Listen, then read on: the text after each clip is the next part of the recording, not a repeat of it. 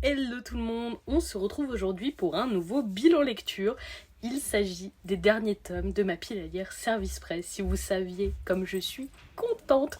Je vous ferai un bilan lecture un peu plus tard. J'ai déjà commencé à lire des tomes de mes achats et je compte bien continuer cette semaine. Mais en tout cas, je vais pouvoir vous présenter les derniers Service Presse que j'ai lus. Et tant que je n'en reçois pas, ça veut dire que je suis à jour. Ça fait presque un an que ça ne t'est pas arrivé et que je n'ai pas pu profiter de ma pile à lire d'achat. Donc là, autant dire que je vais la démonter. On commence chez les BD Dupuis avec le premier tome de Ookie, un webtoon adapté au format papier que j'ai trouvé très très chouette. Je pense que cette lecture peut être recommandée pour les plus jeunes comme les personnes de mon âge ou même plus vieux, mais je pense qu'un public jeune aimera beaucoup ce titre. C'est très coloré, l'univers est très agréable à découvrir. On est vraiment sur un univers classique, sorcière, magie, chasse aux sorcières, etc. Mais j'ai beaucoup apprécié nos personnages. Ce premier tome permet d'ailleurs d'en introduire pas mal avec différentes personnalités qui ajoutent chacun leur touche à ce titre, donc la touche humoristique, les frères et sœurs, etc. On retrouve tous les classiques et vraiment ça m'a beaucoup plu. On a une intrigue déjà bien développée, un petit peu mystérieuse qui donne vraiment envie d'en savoir plus. C'était une très bonne lecture. On reste dans les webtoons avec le premier tome de Return Survival, édité chez K-Books. Je ne partais pas très confiante parce qu'il s'agit d'un titre post-apocalyptique et moi en général c'est pas du tout ma came, mais finalement j'ai plutôt bien aimé comme cette attaque de zombies a été abordée et comment notre personnage principal l'aborde. Ce premier tome était plutôt sympathique, j'aimerais quand même un second tome pour confirmer que j'ai envie de continuer ce titre, mais pour le moment je dois dire que ça m'a plutôt plu. On nous a surtout beaucoup présenté notre personnage principal et cette apocalypse de zombies et quelques autres personnages, mais c'est vraiment autour de lui que ça tourne. Et pour le moment, j'apprécie plutôt avoir au second tome. Chez Soleil Manga ensuite, j'ai lu le dernier tome de la Perfect Edition de Zelda. Il s'agit de The Minish Cap et Phantom Hourglass. Je partais très positive pour ce tome parce que c'est quand même malgré tout des jeux que j'aime particulièrement et les préférés dans ma sélection qui font partie de la Perfect Edition. Et malheureusement, la déception se poursuit pour cette Perfect Edition de Zelda. On est encore une fois sur un simple résumé du jeu, donc je comprends pas trop parce que ces titres s'adressent clairement aux fans de Zelda au vu de la qualité de l'édition, l'épaisseur, la hardcover, etc. On sent que c'est pour les fans et en même temps le contenu ne correspond pas du tout aux fans vu que si on a déjà fait le jeu on ne découvre absolument rien de nouveau. C'est trop dommage d'avoir une fois de plus un résumé du jeu qui en plus est assez rushé. Ça reste des très belles pièces de collection donc je les garderai, mais en termes de contenu j'avoue être déçue. Chez Soleil Manga également, j'ai lu le premier tome du titre Le charme de l'uniforme. Je suis assez surprise qu'il soit classé en shoujo parce que c'est un contenu plutôt mature qui va parler de sexe.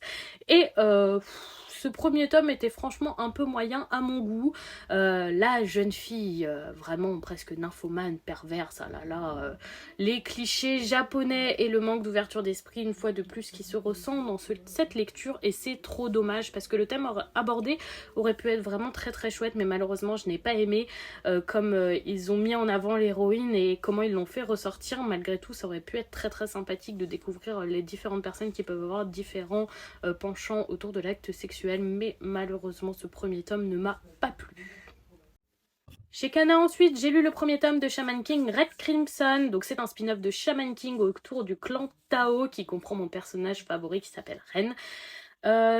Pour la timeline, ça se situe juste après Shaman King, juste avant Shaman King Flowers, et ce premier tome était vraiment super. On a eu de très beaux combats, on nous a clairement déjà mis en avant les antagonistes.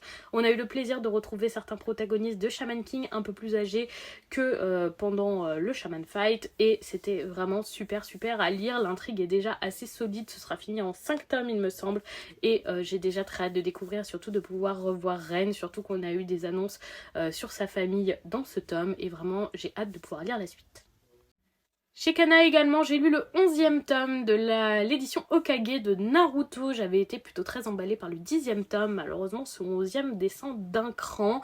On est sur une trame trop classique et c'est dommage. On a vraiment un ennemi apparaît, on essaye de le combattre tous ensemble, finalement il y en a un qui se dévoue, super courageux, qui reste, il galère vraiment à combattre cet ennemi et puis il sort un pouvoir incroyable et il finit par remporter ce duel. On pensait vraiment qu'il allait pas s'en sortir.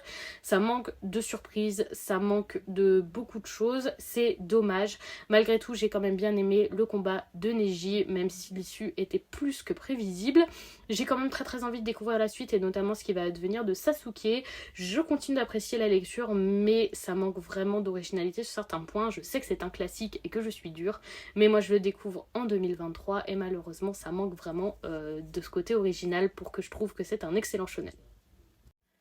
Chez Ankama, j'ai découvert le premier tome de Sleepy Boy, un manga allemand, et quelle bonne surprise. Déjà, j'aime beaucoup le style graphique de l'auteur, un style vraiment très étrange que j'ai pas eu le plaisir de voir ailleurs et qui m'a beaucoup plu. Pour ce qui est de l'histoire, je trouve qu'on est vraiment sur quelque chose d'original et c'est ce qui ressortira de mes différentes découvertes des lectures de chez Ankama, c'est des titres originaux. J'ai beaucoup aimé, on est sur une histoire autour du pays des rêves, on a un personnage principal qui fait d'horribles cauchemars qui font sortir des monstres de son corps.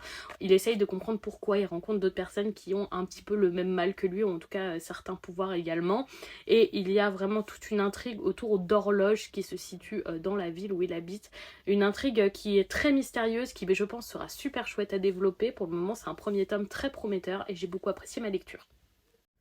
Chez Ankama toujours, mais cette fois un titre français, j'ai pu découvrir le premier tome de Reaper et encore une fois très bonne surprise, encore un titre que je trouve vachement original. On est sur du post-apocalyptique et j'ai beaucoup apprécié, ce qui est très rare pour moi parce que normalement ce genre n'est pas du tout un style de lecture qui est une prédilection pour moi.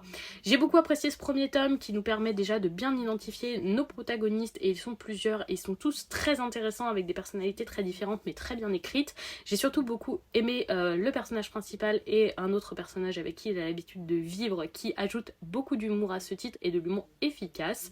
On a eu de super beaux combats et les planches sont également très agréables et les combats sont fluides, c'est très important je trouve. J'ai beaucoup aimé ce premier tome, ça donne vraiment envie de découvrir la suite, surtout que l'intrigue est déjà bien développée, bien mise en place. Ce premier tome était introductif mais de manière très agréable et on voit clairement où on va aller et c'est super cool. On finit ce bilan avec le premier tome de Tylee, Fille de la Lune, également édité chez Ankama, et également un titre que j'ai trouvé original. Je ferai tout d'abord un bémol sur le style graphique qui n'est pas mauvais mais qui n'est pas à mon goût pour ce titre, donc j'avoue que pour le dessin, c'est pas ce que j'ai le plus apprécié, mais j'ai trouvé l'intrigue très intéressante. On est dans un monde un peu à une époque entre guillemets médiévale, avec des petites touches de magie, avec un personnage qui est pourvu de magie contrairement à beaucoup d'autres, et qui va essayer d'un peu comprendre toute cette magie au fur et à mesure. Ce premier tome nous a permis de découvrir ses premiers alliés qui sont tous très sympathiques et qui ajoutent chacun une dynamique différente à ce récit, et on a déjà les protagonistes clairement identifiés et l'intrigue clairement identifiée aussi, donc c'est un premier tome très efficace et très prometteur qui me donne envie d'en découvrir plus. Et voilà pour ce bilan lecture avec mes derniers services presse. Je vais vraiment essayer de garder ma pile le plus bas possible pour pouvoir continuer mes achats. Je suis hyper motivée franchement. Dites-moi si vous comptez lire ou si vous avez lu certains de ces titres parce que certains ne sont pas encore sortis, d'autres sont sortis depuis un moment. N'hésitez pas à venir échanger dessus. Ce sera comme toujours un vrai plaisir. Je vous souhaite une très bonne soirée et je fais des bisous tout le monde.